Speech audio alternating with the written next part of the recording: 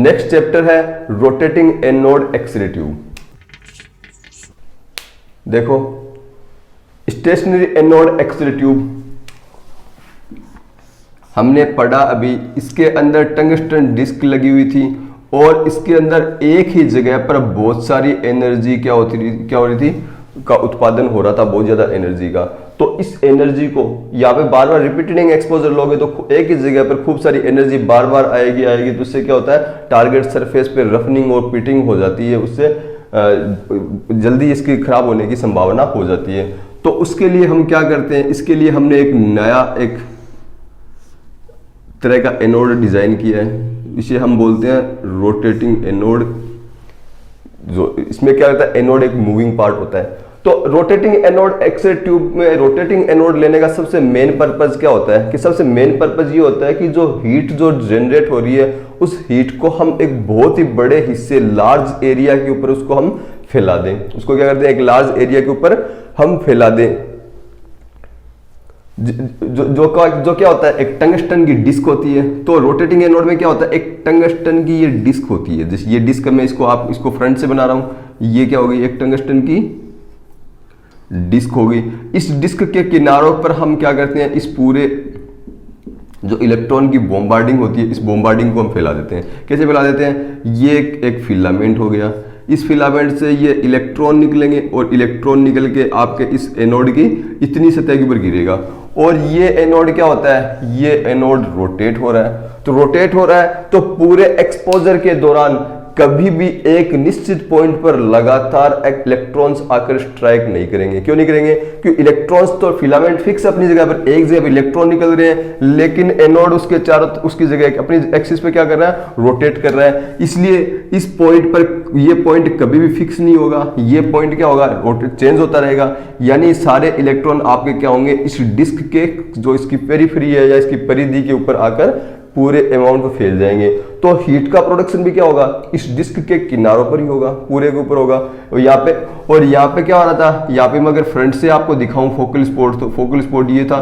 तो इसके अंदर हीट का प्रोडक्शन बस एक फिक्स पॉइंट पर हो रहा था, बार बार में इसी जगह पे हो रहा था। लेकिन इस पर पूरी डिस्क पर हो रहा है, तो आपका जो एक्स-रे प्रोडक्शन का जो एरिया है वो फैल गया, वो एरिया भी फैल गया जिस पर हीट का बहुत ज्यादा प्रोडक्शन होगा। तो उससे क्या होगा, इस टारगेट के या इसके एनोड के खराब होने की संभावना, पिघलने की संभावना बहुत ही कम हो जाती है।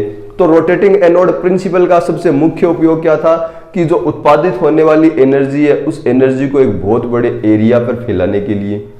आइडियली क्या होता है, ये रोटेटिंग एनोड 3600 आरपीएम, कितने पर, 3600 आरपीएम यानी रिवॉल्यूशन या राउंड पर मिनट, यानी एक मिनट में 3600 आरपीएम पर घूमता है। उसकी रोटेशन की स्पीड है 3600 की।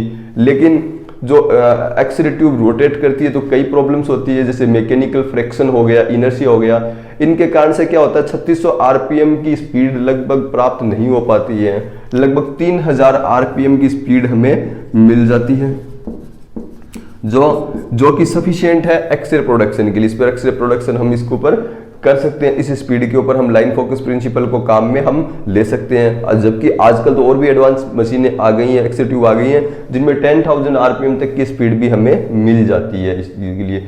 तो ये क्या होता है, ये एक टंगस्टन की बनी हुई एक डिस्क होती है।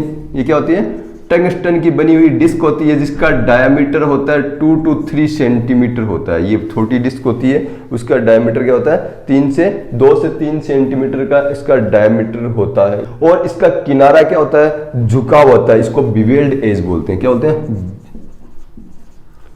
यानी झुका हुआ किनारा होता है, एक तरफ से झुका हुआ होता है। उसके सामने फिलामेंट लगा होगा, फिलामेंट से इलेक्ट्रॉन आकर इस पर गिरेंगे और एक्सरे का प्रोडक्शन कंटिन्यूसली नीचे की ओर होता जाएगा, ये घूमती जाएगी। इसके बाद में आता है कि ये एक्सरे ट्यूब ये रोटेट कैसे करती है, ये घूमती कैसे है।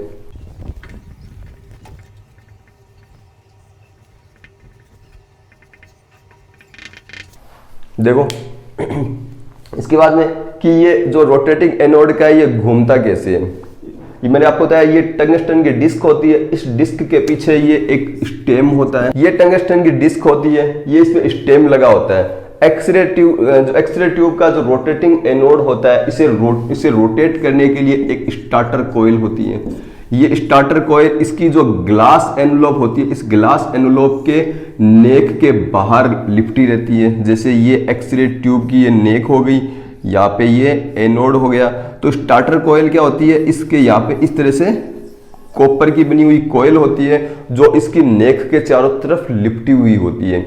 ये क्या करती हैं, जैसे इनके अंदर हम इलेक्ट्रिसिटी प्रोवाइड करवाते हैं, इनको हम अल्टरनेटिंग करंट इनको हम देते हैं, तो उससे क्या होता है, इसमें मैग्नेटिक फ्लक्स, जो मैग्नेटिक फ्लक्स है वो इंड्यूस होता है, मैग्नेटिक फील्ड एक इंड्यूस होता है। वो मैग्नेटिक फील्ड इस स्टेम से जुड़े, इस जो आपकी टंगस्टन डिस्क है, इसके स्टेम से कॉपर रोटर जुड़ा हुआ होता है। उस कॉपर रोटर पर इलेक्ट्रोमोटिव फोर्स, विद्युत वाहक बल उत्पन्न करते हैं। उस विद्युत वाहक बल से क्या होता है, ये रोटर बहुत तेजी से घूमने लगता है। तो क्वेश्चन है कि जो एक्सरे ट्यूब का रोटेटिंग एनोड है, वो रोटेटिंग एनोड कैसे घूमता है। देखो, अगर हमने यहाँ पे अगर और किसी चीज से इसको घुमाएंगे तो क्या होगा, यहाँ पर जो ग्लास और जो इसकी एनोड है, इसकी ये सील है, ये ब्रेक हो सकती है। तो इसको ब्रेक होने के लिए हमें क्या होगा, इसको अंदर से ही रोटेट करना पड़ेगा, बाहर से कोई इसको रोटेशन हम इसको नहीं दे सकते।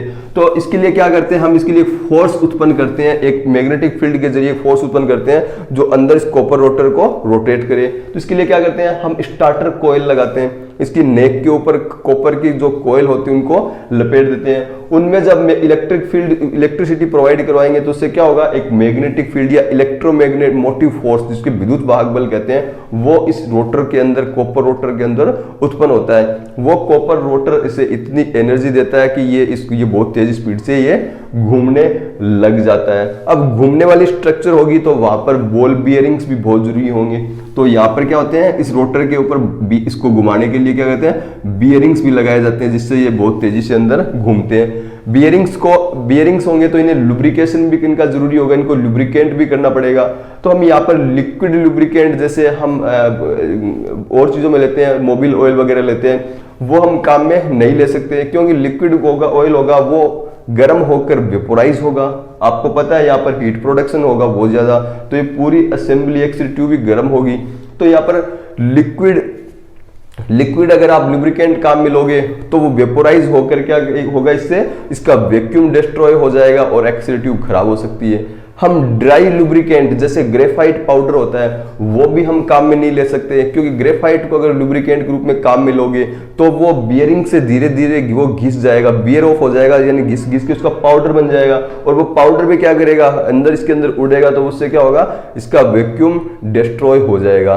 तो इसकी बजाय हम यहाँ पर मेटेलिक लुब्रिकेंट काम में लेते हैं। क्या काम में लेते हैं, मेटेलिक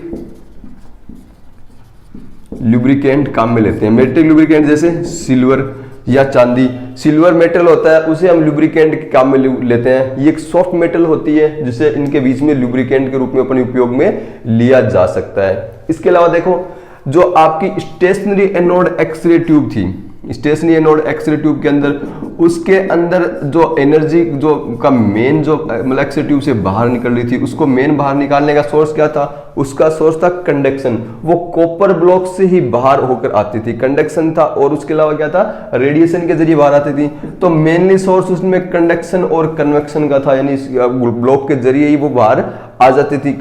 तो लेकिन इस रोटेटिंग एनोड एक्सरे ट्यूब के अंदर हमने ऐसी कोई स्ट्रक्चर नहीं लगाई है जो उसको कॉपर का ब्लॉक नहीं लगाया ऐसे कोई जो उसको एनर्जी बाहर ले ले। तो उसके लिए इसमें मेन रेडिएशन को बाहर निकालने का सोर्स क्या होता है, रेडिएशन या कन्वेक्शन के जरिए एक्सरे एनर्जी बाहर निकलती है। यानी यहाँ से जो एनर्जी प्रोड्यूस होगी वो क्या होगी, ग्लास वाल को मिलेगी, ग्लास वाल से ट्यूब हाउसिंग को मिलेगी और ट्यूब हाउसिंग से वो एनवायरमेंट के अंदर आ जाएगी। आगे के चैप्टर में हम इस चीज को डिटेल से पढ़ेंगे, ट्यूब हाउसिंग के अंदर की एक्सरे से हीट का डिसिपेशन कैसे होता है एक्सरे ट्यूब से। तो इसमें क्या होता है, इसके अंदर जो मेन एक्स रेडिएशन होता है या एनर्जी जो हीट एनर्जी होती है उसको बाहर निकलने का मेन सोर्स होता है रेडिएशन के द्वारा। अगर यहाँ से अगर इसमें एनर्जी अगर स्टेम के जरिए पीछे से बाहर भेजेंगे तो आपको पता है यहाँ पे जो बियरिंग्स लगे हुए, बियरिंग्स और ग्लास वाल और रोटर के बीच में बहुत ही कम स्पेस होता है। अगर एनर्जी इधर से आएगी तो ये सारी असेंबली क्या होगा, सारी चीजें क्या होंगी, गर्म होके एक्सपेंड होंगी। एक्सपेंड होने से आपका ये आपका जो बियरिंग्स है ये चौक हो जाएंगे, ये आपके जाम हो जाएंगे, जिससे इसका रोटेशन ही बंद हो जाएगा। तो एनर्जी को टंगस्टन डिस्क से इस स्टेम की ओर या रोटर असेंबली की ओर जाने से बचाने के लिए हम क्या करते हैं, हम इस स्टेम को मोलिब्डेनम का बनाते हैं, या बीच में क्या करते हैं, एक मोलिब्डेनम का ब्लॉक इसके अंदर हम जोड़ देते हैं। किसका जोड़ते हैं? मोलिब्डेनम का। मोलिब्डेनम की खास बात होती है, मोलिब्डेनम जो इलेक्ट्रिसिटी का कंडक्टर तो होता है रे, लेकिन ये पुअर हीट कंडक्टर होता है, यानी हीट को अपने अंदर से नहीं जाने देता। इलेक्ट्रिसिटी तो इसके अंदर से अच्छे से चली जाएगी, लेकिन हीट को इतनी ज्यादा अच्छे से अपने अंदर से नहीं जाने देता। ये पुअर हीट कंडक्टर होता है, हीट को ज्यादा अच्छे से अपने अंदर से नहीं जाने देता है। तो क्या करते हैं, हम इसके अंदर मोलिब्डेनम का ये ब्लॉक लगा देते हैं। मोलिब्डेनम क्या होता है, इसका मेल्टिंग पॉइंट तो 2600 डिग्री सेंटीग्रेड होता है, बहुत ज्यादा होता है, लेकिन ये पुअर हीट कंडक्टर होता है। ये क्या होता है? पुअर हीट कंडक्टर होता है। इसके अलावा आपने देखा होगा, हम ये चीज जानते हैं इस चीज को, कि जैसे ही आप इसको स्टार्ट करते हो तो स्टार्ट करते ही तुरंत ही ये अपनी मैक्सिमम स्पीड के ऊपर ये नहीं हो घूम पाता रोटर। इसको जीरो से अपनी मैक्सिमम स्पीड या 3000 आरपीएम या 3600 आरपीएम हमने जो देखा था उस तक पहुंचने में इसको कुछ ना कुछ इसको टाइम लगेगा उस चीज के लिए।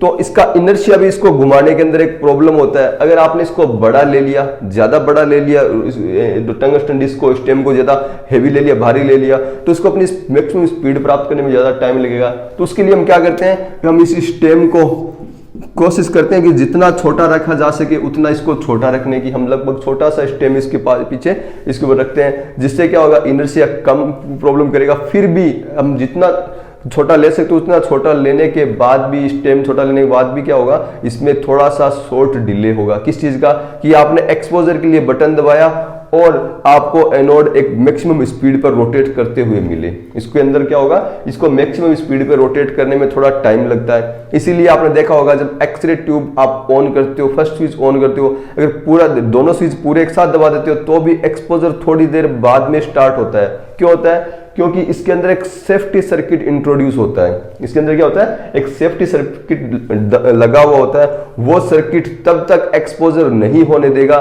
जब तक ये रोटेटिंग एनोड अपनी मैक्सिमम स्पीड के ऊपर रोटेट ना करने लग जाए। ये सेफ्टी सर्किट इसे अपनी पूरी स्पीड पर घुमाने के बाद ही इस पर एक्सपोजर होने की परमिशन देगा। कैसे देगा, क्या होगा उससे होगा कि जब पूरी स्पीड के ऊपर ये रोटेट होता रहेगा तो उससे आपका जो एनर्जी, जो इलेक्ट्रॉन की बॉम्बार्डिंग होगी वो पूरे डिस्क पर एक समान रूप से फैल जाएगी, इसके पिघलने की संभावना कम होगी। इसके अलावा जो आपका एनोड है, एनोड की लाइफ होती है वो रफनिंग एंड पिटिंग। ये रफनिंग एंड पिटिंग यानी जो मान लो ये आपकी टारगेट की सरफेस है, ये वाली सरफेस, ये सरफेस जैसे काम में लेते हो तो धीरे धीरे बार बार ठंडा गर्म होने से क्या हो जाती है, रफ हो जाती है, उबड़ खाबड़ हो जाती है। और पिटिंग मतलब इसमें छोटे छोटे गड्ढे से गड्ढे हो जाते हैं। तो रफनिंग और पिटिंग के द्वारा इस टारगेट सरफेस की जो स्ट्रक्चर जो है, ये सरफेस है, ये आपकी डैमेज होती जाती है, धीरे धीरे डैमेज होती जाती है। तो इससे बचाने के लिए हम टंगस्टन में क्या करते हैं, हम टंगस्टन की एक एलॉय मिलाते हैं जिसमें हम एक रीनियम, सही है, टंगस्टन में एक एलॉय मिलाते हैं जिसे हम कहते हैं रीनियम। ये मिलाते हैं जिससे क्या होती है, इसकी हीट विदस्टैंड की प्रॉपर्टी बढ़ जाती है। इसमें क्या होता है, 90% टंगस्टन होता है, 10% रीनियम होता है। ये मिलाने से क्या होगा, ये इसकी जो हीट की विदस्टैंड की प्रॉपर्टी, यानी ये हीट को ज्यादा अच्छे से अपने ऊपर एक्सेप्ट कर पाती है, रफनिंग और पिटिंग के प्रति रेजिस्टेंट हो जाती है। ये एक मिश्र धातु या एलॉय काम में लेते हैं। फिलामेंट के अंदर, फिलामेंट लिया था हमने, फिलामेंट के अंदर भी मैंने आपको बताया था टंगस्टन एलॉय काम में लेते हैं। इसके अंदर क्या काम में लेते हैं, इसके अंदर रोडियम धातु काम में लेते हैं। इसके अंदर क्या मिलाते हैं, रोडियम धातु मिलाते हैं। और फिलामेंट में रोडियम मिलाते हैं और एनोड के अंदर हम रीनियम धातु इसके अंदर मिलाते हैं। ठीक है, तो ये रोटेटिंग एनोड एक्सरे ट्यूब भी कंप्लीट है।